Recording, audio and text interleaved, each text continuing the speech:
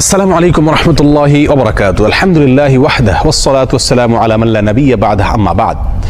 সুপ্রিয় দর্শক শ্রোতা ভাই বোনেরা, আজ আমরা এমন একটি জিকির, এমন একটি দোয়ার কথা বলবো যে জিকির এবং দোয়া জানে না এমন কোনো মুসলিম পৃথিবীতে পাওয়া কঠিন।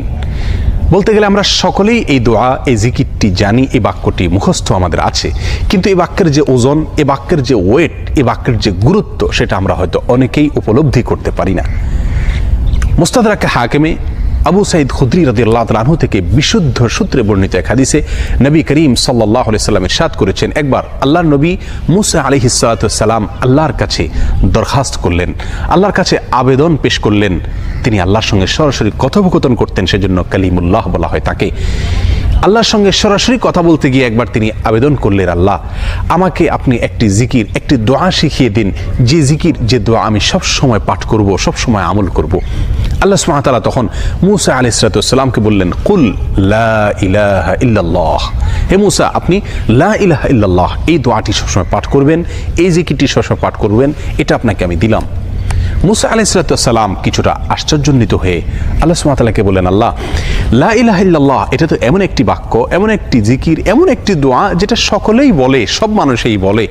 আমি তো আপনার কাছে স্পেশাল কোনো দোয়া চেয়েছিলাম, বিশেষ কোনো দোয়া চেয়েছিলাম। আল্লাহ সুবহানাহু ওয়া তাআলা তখন মুসা আলাইহিস সালাতু ওয়াসসালামকে বললেন, হে মুসা, যদি সপ্ত আসমান, সপ্ত জমিন এবং এই দুইয়ের মধ্যে যা কিছু আছে সব কিছুকে, আল্লাহর অস্তিত্ব ছাড়া বাকি সব কিছুকে যদি একটি পাল্লায় রাখা হয়, একটি হাতে রাখা হয়, আর লা ইলাহা ইল্লাল্লাহ এই বাক্যকে যদি অপর হাতে, অপর পাল্লায় রাখা হয়, তাহলে লা ইলাহা ইল্লাল্লাহর পাল্লা ভারী হবে। এত ওয়েটফুল এই আমল, এত ওজনী এই আমল, এই জিকির।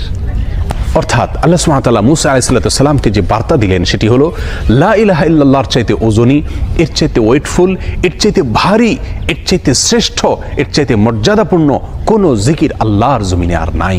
প্রিয় বন্ধুগণ, মুসা আলাইহিস সালাতু ওয়াসসালামের জন্য সবচেয়ে স্পেশাল দোয়া হিসাবে, সবচেয়ে স্পেশাল জিকির হিসাবে আল্লাহ সুবহানাহু ওয়া তাআলা যে দোয়াটি নির্বাচন করলেন, যেটাকে সবচাইতে ওজনী আমল হিসাবে আল্লাহ সুবহানাহু ওয়া তাআলা স্পষ্টভাবে ব্যক্ত করলেন, সেটি হলো লা ইলাহা ইল্লাল্লাহ।